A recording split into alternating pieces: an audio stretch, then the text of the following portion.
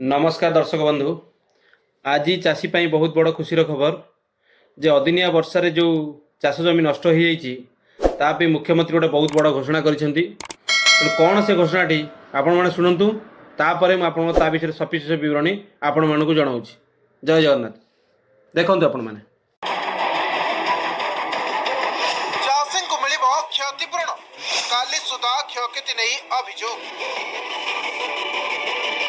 अदिनिया वर्षा भांगी चाषी अंटा सरकारी सहायता को चाषी अपेक्षा कर रही बेले चाषी मृत्यु अभियोग भी आसुची। एक्शन को आसी राज्य सरकार मुख्यमंत्री क्षयक्षति समीक्षा करी किछि गुरुत्वपूर्ण निष्पत्ति नहीं। 30 तारीख मध्य चिन्हट हेबे क्षतिग्रस्त चाषी बीमाभुक्त चाषी को 29 सुधा आवेदन करने को अपील डीबीटी माध्यम क्षतिपूरण दिया बीमा कंपनी रिपोर्ट नहीं आवश्यक पदक्षेप निया एजाए 1,26,000 चाषी प्रभावित होइछंती। काली सुधा चाषी निजर क्षयक्षति बाबद अभियोग करंतु कृषि रक्षक एप्लिकेशन ने क्षयक्षति बाबद अभियोग करने को कहुई 14447 टोल फ्री नंबर रे अभियोग करि परिबे चाषी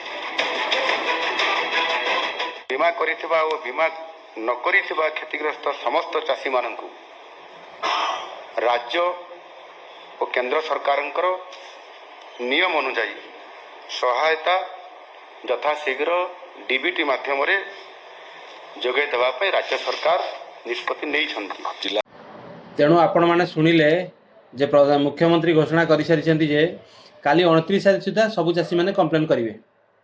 कौ नंबर कंप्लेन करेंगे ना 14447 14447 नंबर रे चाषी मैंने कंप्लेन करूँ धान जमीर फोटो हो कि जहाँ जहाँ डॉक्यूमेंट मागुच कॉल कलापर ये नंबर कॉल कले आपरे ना आप कृषि रक्षक आप्रे ये कंप्लेनटा को पकई पारे।